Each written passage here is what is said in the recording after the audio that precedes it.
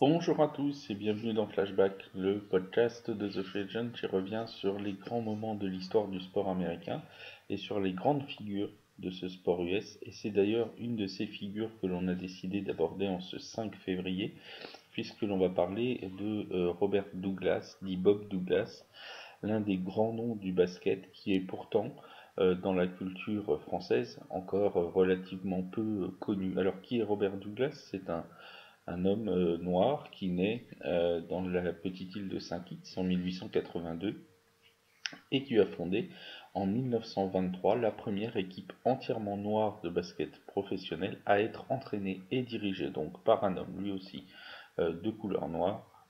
C'est donc Robert Douglas. Cette équipe s'appelle les New York Renaissance. Cette équipe des Renaissances va donc être créée en 1923 et Robert Douglas ne les lâchera qu'en 1949 quand elle cessera d'exister. Tout le temps d'existence de ces New York Renaissance, Robert Douglas sera à la tête de cette équipe. Et le moins qu'on puisse dire, c'est qu'il va avoir un certain nombre de succès, puisqu'il va remporter en tout 2318 matchs et seulement 381 défaites. Donc sur un peu plus de 2600 matchs joués, 2300 ont été remportés par son équipe. Il va même conduire cette équipe des Renaissances jusqu'au titre suprême du World Professional Basket Tournament, qui était à l'époque un tournoi professionnel organisé à Chicago par le Chicago Herald. Et en 1939, ce sont donc les Renaissances qui l'emportent grâce à une victoire finale sur le score de 34 à 25.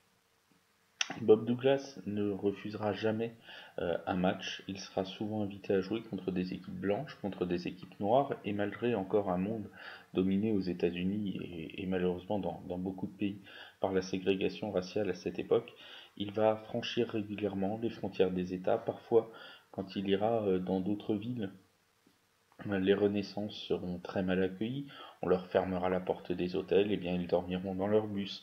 On leur refusera l'accès à des restaurants, ils mangeront des repas froids juste avant les matchs, mais jamais ils ne refuseront d'aller disputer une rencontre.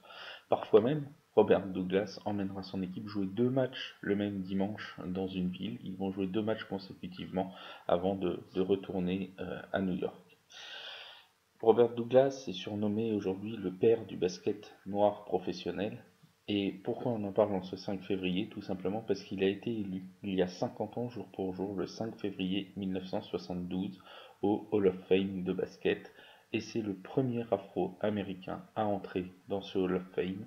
Donc ça reste évidemment une page de l'histoire de ce Hall of Fame et du basket américain qui se tourne avec cette entrée de Bob Douglas.